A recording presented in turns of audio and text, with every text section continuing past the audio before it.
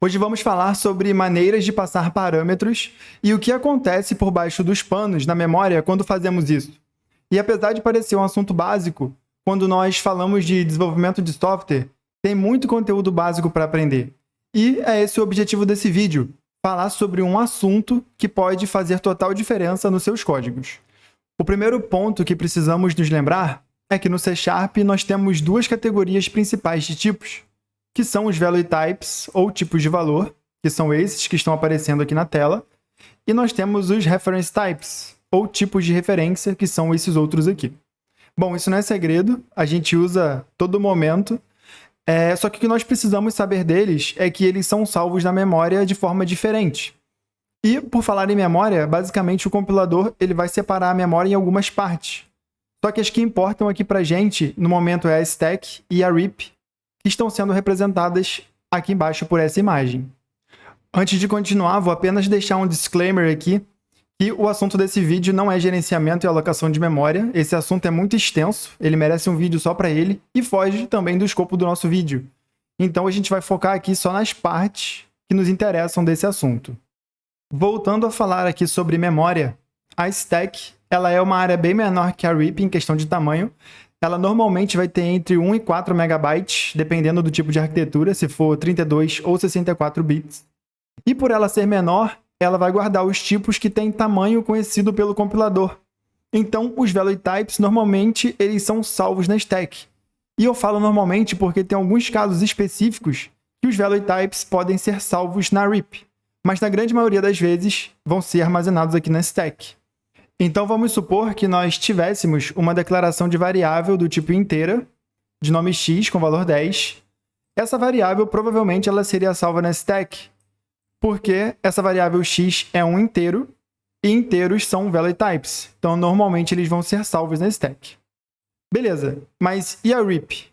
Para que ela serve? A RIP, como eu falei, é uma área bem maior, que pode chegar a gigabytes, e é onde os reference types sempre vão ficar alocados.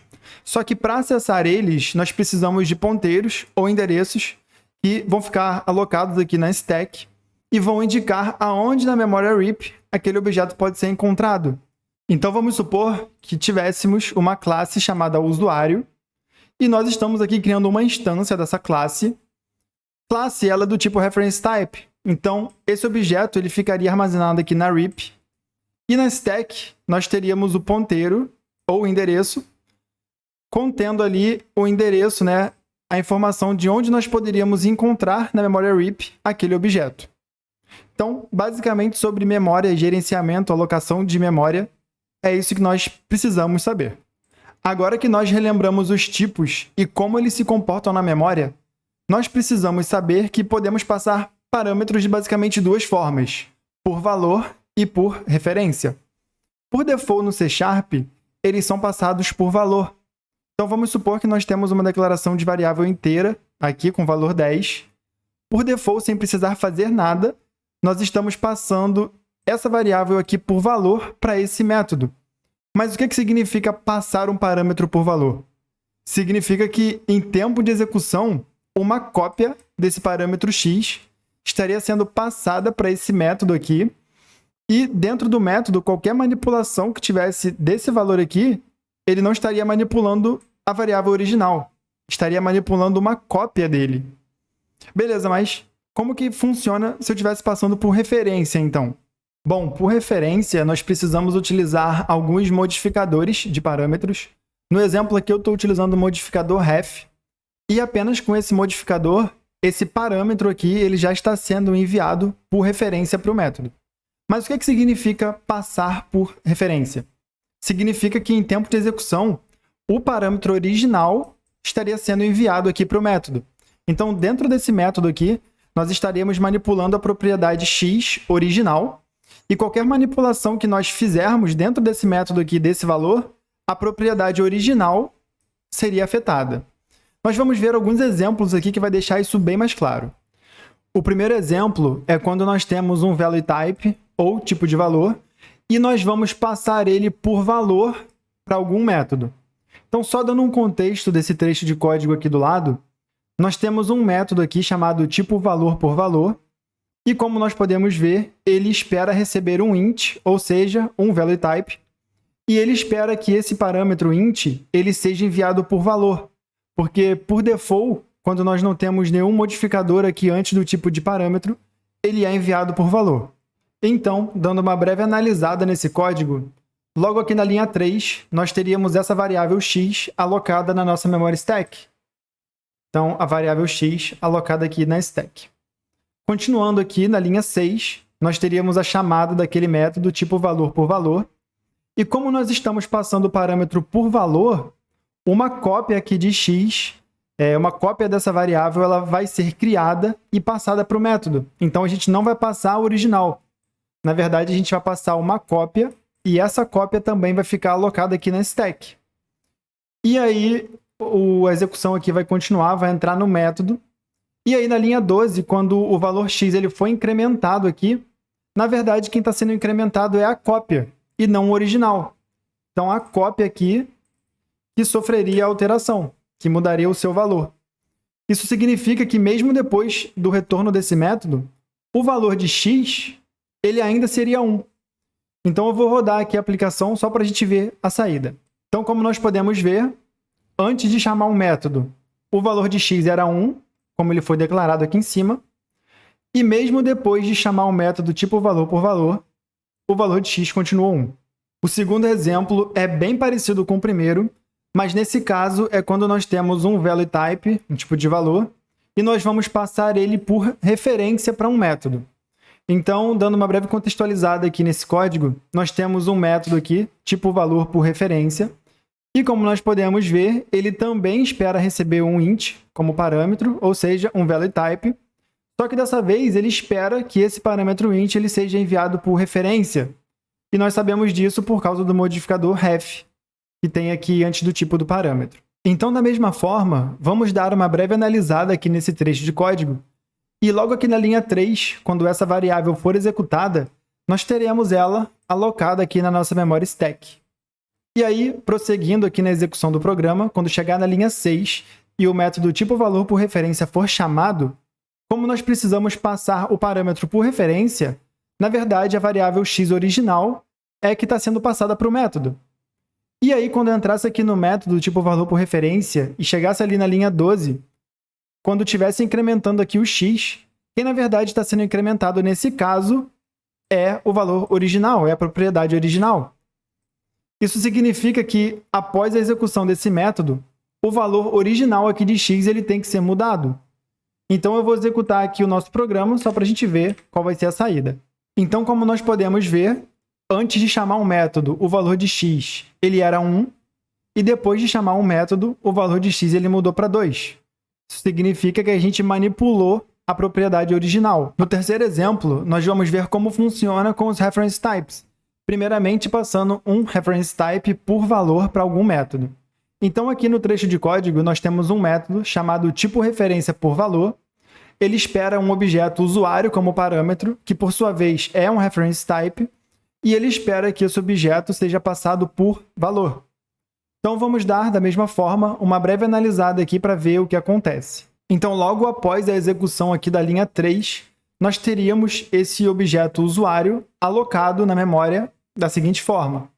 Então, nós teríamos o objeto aqui alocado na memória RIP, e na memória stack, nós teríamos o ponteiro apontando aqui para o objeto na memória RIP. Beleza. E aí, ia continuar a execução, e quando chegasse ali na linha 6 e o método tipo referência por valor ele fosse chamado, uma cópia ali de usuário seria criada e passada para o método. Só vale a pena mencionar aqui que o que é realmente copiado é o valor do endereço que está armazenado na stack. E eles vão apontar para o mesmo objeto que está na memória RIP.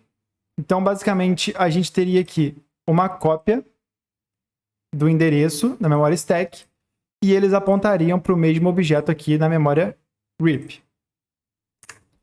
Beleza. E aí, ele ia entrar aqui dentro do método tipo referência por valor. E na linha 13, ali onde nós estamos atualizando o nome do usuário para Beltrano, nós, na verdade, estamos atualizando o mesmo objeto que foi passado para o método. Então, nós estaríamos atualizando esse objeto aqui. Então, esse carinha aqui, ele estaria sendo atualizado para Beltrano. Beleza. E aqui na linha 14, nós estamos definindo para o usuário um novo objeto usuário. Então, aqui seria criado um novo objeto na memória RIP. Então, criado aqui o objeto usuário, que tem o nome Cicrano, na memória RIP. E aí, o endereço, a cópia do endereço que está aqui na memória stack, ela seria atualizada para o novo endereço aqui na memória RIP. Então, esse endereço aqui ele seria atualizado para apontar para o objeto certo aqui na memória RIP. Dessa forma. Beleza. Eu vou executar aqui o programa para a gente dar uma olhada nas saídas. Então, como nós podemos ver aqui na saída, antes de chamar um método tipo referência por valor, o nome do usuário era fulano, e depois de chamar um método do tipo referência por valor, o nome do usuário ele foi para Beltrano. Ele não mudou para Cicrano, porque, como nós vimos, aqui criou um novo objeto. E nesse aqui ele estava manipulando o objeto original. E nesse quarto e último exemplo, que ele é bem parecido com o anterior, é quando nós temos um reference type, ou tipo de referência, e nós vamos passar ele por referência para algum método. Então aqui no código, nós temos um método chamado tipo referência por referência. Ele espera aqui um objeto usuário como parâmetro, que por sua vez é um reference type, e ele espera que esse objeto ele seja passado por referência. Nós temos o modificador de parâmetro aqui, ref. Então, da mesma forma, vamos dar uma breve analisada aqui no código. Então, logo após a execução aqui da linha 3, nós teríamos esse objeto usuário alocado na memória. Então, o objeto ele ficaria aqui alocado na RIP, e na stack nós teríamos o ponteiro indicando a localização desse objeto na RIP.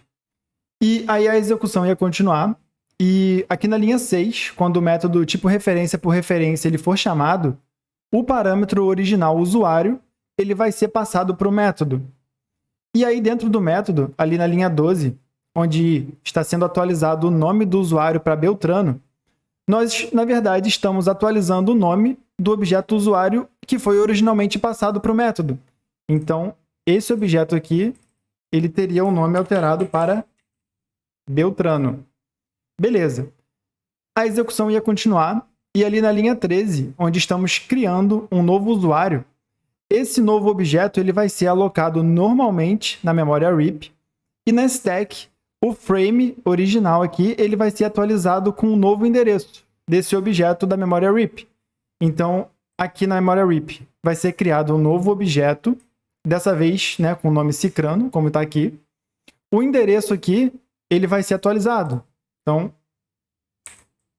vai conter aqui o novo endereço do objeto e ele vai ser apontado aqui para o novo objeto.